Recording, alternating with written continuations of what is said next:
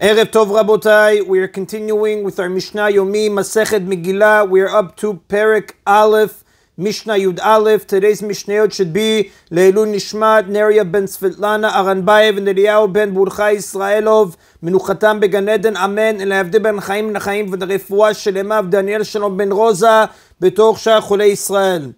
This Mishnah contrasts the Mishkan in Shiloh and the Bet Mikdash in Yerushalayim.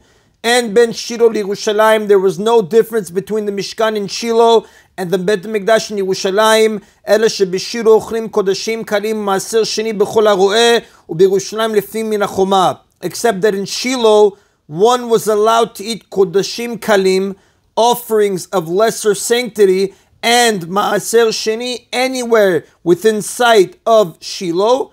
But in Yerushalayim, one was allowed to eat these foods only within the city wall.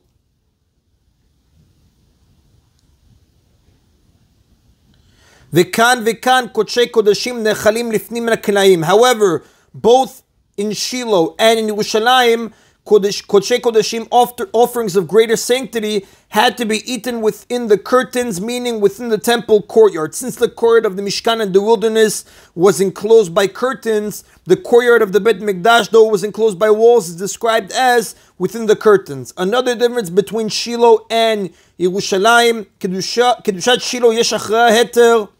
There was permission to use bamot after the sanctity of Shiloh, meaning after the Mishkan in Shiloh was destroyed, bamot were again permitted. But there is no permission to use bamot after the sanctity of Yerushalayim. Once Shlomo HaMelech built the Bet Mikdash in Yerushalayim, bamot became prohibited forever. And that is in Rabotai Perek Aleph, Mishnah Yud Aleph. We continue now with Perek Bet, Mishnah Aleph. The Mishnah rules about some unusual ways of reading the Megillah. Hakoret Megillah lemafreh lo yatsa. One who reads the Megillah in the reverse order. For example, he read the second chapter first before the first. He has not fulfilled his obligation to read the Megillah. The Megillah states, and these days should be remembered and celebrated. The word remembered refers to reading the Megillah, to which you remember the story of Purim. The word celebrated refers to celebrating Purim on the 14th and 15th of Adar. By mentioning the remembering together with the celebrating, the verse teaches that just as we cannot celebrate the days out of sequence, you cannot celebrate because the 15th of Adar cannot come before the 14th, so too we may not remember the miracle by reading the Megillah out of sequence.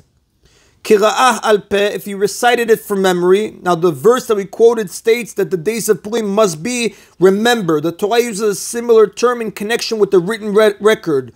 Kitov zot zikaron basefel, write this as a remembrance in the book. And the sages derive from this that the miracle of Purim must be remembered by reading the Megillah from a written text. Kira'at targum b'chol lashon, or read it in its Aramaic translation, or in any language besides Hebrew, and he does not understand what he read, lo yatsa, he has not fulfilled his obligation, because we read the Megillah in order to publicize the miracle of Purim, and this is achieved only if a person understands what he is reading. But we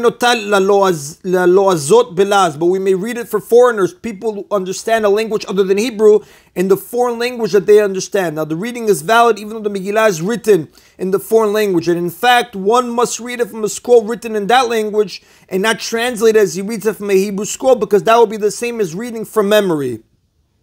Nevertheless,